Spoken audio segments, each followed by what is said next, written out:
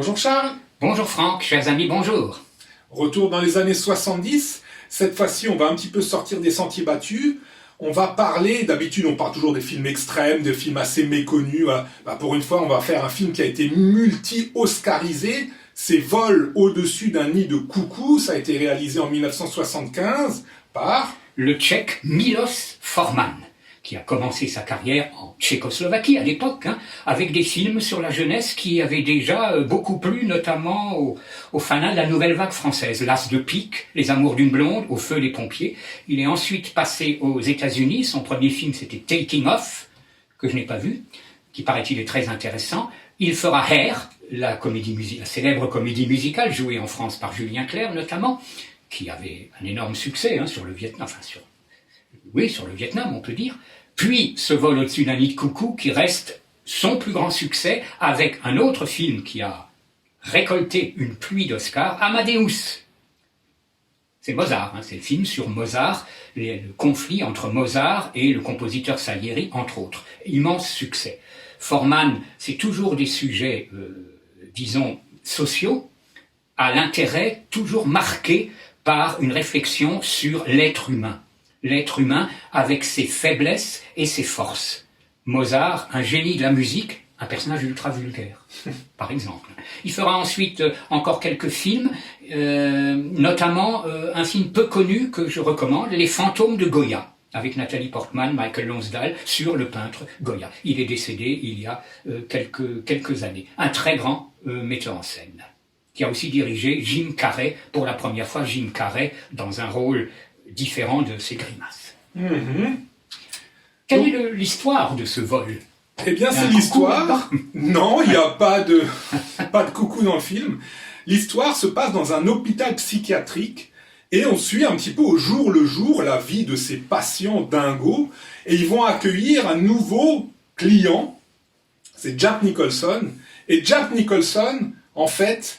on va comprendre assez rapidement qu'il joue le dingo pour pouvoir échapper à la prison. Voilà, il a été transféré de la prison dans cet hôpital. Et, eh bien, on peut dire que Nicholson va... alors, les dingos, il va les rendre encore plus dingos. Les infirmiers, il va les rendre fous. Il va rendre tout le monde dingue dans cet hôpital. Malheureusement, à la fin, ça va partir dans le tragique. Alors, c'est un film, Charles, qui a, on va dire... comme premier atout, une distribution. Oui, alors Nicholson est évidemment extraordinaire. En fait, il fait du Nicholson.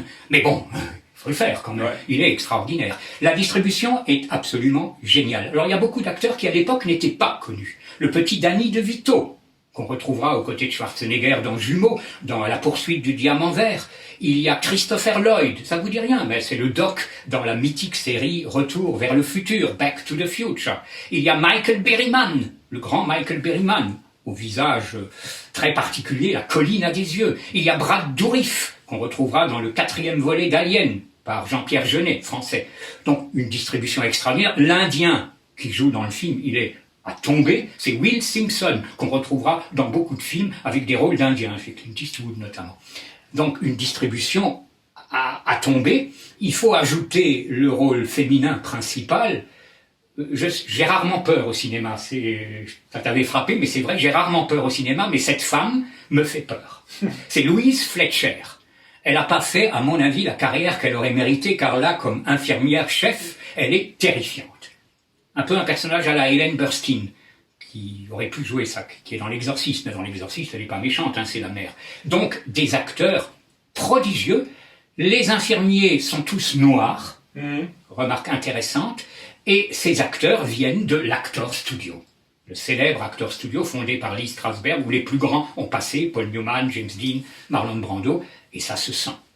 Ouais, alors tu disais, les infirmiers sont tous noirs. Alors on s'est posé la question avec Charles, pourquoi ils sont tous noirs?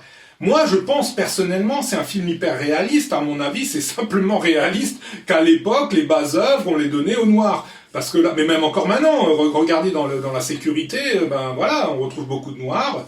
parce que c'est les Blancs qui les Oui, mettent et puis il y a une là, règle à Hollywood qui impose un acteur noir dans un film, même s'il n'ouvre qu'une porte. Ouais. Là, il n'ouvre pas qu'une porte. Hein. Bon, ça, je ne sais pas si cette règle est encore... Elle était. C'est pour ça que tu retrouves dans tous les films, enfin pas évidemment un film qui se passe à la préhistoire, mais je veux dire, tu retrouves ça. Mais là, c'est quand même très intéressant. Ouais, parce que la force du film, c'est l'hyper-réalisme. Et les malades sont de vrais malades. Et il y en a certains, oui, j'en doute pas. Quoi. Ouais. Voilà, de toute façon, le film, c'est une satire sociale, donc il montre vraiment la vérité dans ce qu'elle a de plus triste, dans ce qu'elle a de plus cruel. Un hôpital psychiatrique, et encore aujourd'hui, c'est triste et cruel. Bien entendu. Et ça, on n'a jamais montré ça avec autant de vérité que dans ce film. Oui, alors il faut dire qu'au départ, c'est un roman d'un certain Ken Kesey, K-A-S-E-Y, qui est devenu ensuite une pièce de théâtre, créée par Kirk Douglas, dans le rôle de Jack Nicholson. Et Kirk Douglas a acquis les droits de la pièce, et il vendra ces droits à son fils Michael Douglas, qui produira le film de Milos Forman. Il n'est pas dedans comme acteur, mais il l'a produit, ça a dû lui rapporter gros. Alors, mais c'est mérité. Ah, mais naturellement, c'est pas une critique. Hein. 1000 fois, 1 million de fois. Pourquoi ? Parce que cette continuité du roman, passer du roman à la pièce de théâtre et au film, à chaque étape, il y a eu, je pense, la pièce de théâtre, je l'ai pas vue, mais en tout cas dans le film bénéficie. Bernard Tapie l'a joué en France. D'accord. Le film bénéficie de tout ce travail en amont, parce que cette force, cet hyper-réalisme, à mon avis, c'est pas possible comme ça en claquant des doigts d'arriver à faire un film qui soit aussi puissant. Donc le fait qu'il y ait tout ce travail en amont, Milos Forman, et on en parlera par la suite dans sa mise en scène aussi, il a permis aux acteurs de se mettre en avant. Absolument. Donc première force du film, la distribution. Deuxième force du film, l'interprétation. Voilà. Charles, tu parlais de l'acteur studio. L'acteur studio, en 2 mots, c'est faire appel à ses souvenirs personnels pour pouvoir avoir un jeu convaincant. C'est-à-dire, je joue quelqu'un qui a peur, et je me rappelle d'un moment dans ma vie où j'ai eu peur, et donc la peur que je vais montrer à l'écran, c'est une peur réelle. C'est pas une peur jouée ou surjouée. Et ça, dans ce film-là, alors, bien sûr qu'on a donné un Oscar à Nicholson, ok, il le mérite, évidemment, il est génial. Un bout en train, il arrive à mettre l'ambiance. Mais c'était pas difficile pour lui. Non, parce qu'on se dit que ce gars-là, dans la vie de tous les jours, il est comme ça. À mon avis, ce gars, c'est un comédien, c'est pas un acteur. Il n'y a pas de frontière entre la caméra et le reste de la vie pour lui. Mais pour les autres, jouer des fous, entre guillemets, des gens avec des problèmes psychiatriques à ce point de réalisme. Moi, je pense à Brad Dourif, qui fait à un moment, il joue, mais c'est même fabuleux. Christopher Lloyd, enfin, ils sont tous géniaux. Ils sont géniaux. Miss Hatchett, l'infirmière en chef, là, un réalisme, un jeu. Incroyable. Ils sont tous géniaux. Incroyable, oui. Un mot de la musique. Alors, la musique, bien sûr que la musique, je pense qu'elle a été oscarisée tellement, elle est géniale, la musique. Mais, il y a un truc qu'on oublie peut-être de signaler, c'est que finalement, cette musique, on l'entend au début sur le générique et dans la scène finale. Voilà, effectivement. Et c'est une excellente idée, à mon avis, de ne pas avoir inséré, il y a de temps en temps un petit thème de musique à l'intérieur, ou alors des radios, ou des... Oui, il y a la musique de l'hôpital. De l'hôpital. Voilà, c'est pas la musique du film, c'est la musique qu'on passe aux patients, quoi. Donc, Alors, le compositeur regretté, car il est mort jeune, c'est Jack Nietzsche. Rien à voir avec le philosophe Also Sprach Zarathustra, qui est un compositeur que je dirais spécialiste des thèmes que l'on retient, parce qu'on retient le thème. Il est un peu hawaïen, un peu. Ça, c'est intéressant d'ailleurs. Il a composé notamment Revenge pour Tony Scott avec Kevin Costner, très beau thème aussi. Blue Collar pour Paul Schrader. Là, c'est plus jazzy. Donc, un compositeur intéressant, malheureusement disparu trop tôt. Oui, alors c'est une musique, c'est un peu comme le titre, Vol au-dessus d'un nid de coucou, ça n'évoque rien. Non. On te dit, t'as vu le Vol au-dessus d'un nid de coucou? Ni vol, ni coucou, oui. Voilà, la musique c'est pareil. C'est une musique, on l'écoute, elle va pas nous faire penser à des images particulières, c'est une musique un peu étrange. Oui.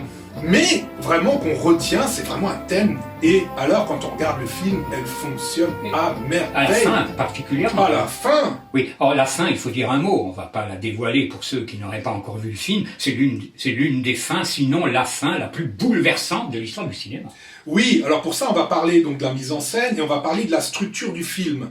Donc la mise en scène, C'est une mise en scène extrêmement classique. Alors là, vraiment... Mais il a bien fait. Enfin, je veux dire, c'est heureusement qu'elle est classique. Mais c'est la force, encore une fois, c'est une force du film de pas s'être mis en avant en tant que réalisateur. Par contre, si on avait fait du Oliver Stone, tueur né. Ouais, oui, là, j'ose pas imaginer que le film, on l'aurait mis à la poubelle en 2-2. Alors, c'est exactement comme la musique. C'est le fait de se mettre en retrait pour créer une force. Oui. Et la force du film, en fait, c'est sa structure et sa fin. Alors, c'est sa force, c'est aussi son point faible, Charles, parce qu'il est vrai que pendant la première heure du film... 45-50 minutes, on va dire, oui. Bon, on est dans l'ambiance de l'hôpital. Voilà. Maintenant, je comprends qu'il y ait nombre de personnes qui aient décroché, parce qu'une fois qu'on a compris les blagues à Nicholson, et une fois qu'on l'a vu... les J'en ai marre de voir des films avec des dingos. Ouais, je comprends qu'il y en ait plein qui se soient barrés, ok. Par contre, cette période est nécessaire oui. Parce qu'elle permet de se familiariser, elle permet vraiment d'avoir une complicité avec ces gens dans l'hôpital, de rigoler avec eux, de partager leur peine, de partager leur joie. Et à la fin, quand le mécanisme du drame va se mettre en branle, comme tu l'as dit, Charles, c'est une des fins les plus tristes. Ah, oui, moi, je ne peux plus regarder la fin, c'est impossible, je dois mettre en accéléré. Donc là, on a affaire à un très grand film. On peut parler déjà de classique du cinéma. Hein. Bon, il a 75, hein, on est en 2021. Donc, mais vraiment, un film remarquable, qui ne vieillira pas et qui est tellement marquant. Pour moi, c'est ce que j'appelle la Ligue des champions du cinéma. C'est-à-dire quand on est dans l'émotion pure, quand on rigole, quand on pleure, quand on a peur, quand on passe par cet éventail. Non, mais là, on est dans la Ligue des champions, là, c'est bon, quoi. Et ce film, au niveau des émotions, waouh! Ah oui, E majuscule, chef-d'œuvre. Donc, Vol au-dessus d'un nid de coucou, Milos Forman, 1975, inoubliable. Portez-vous bien.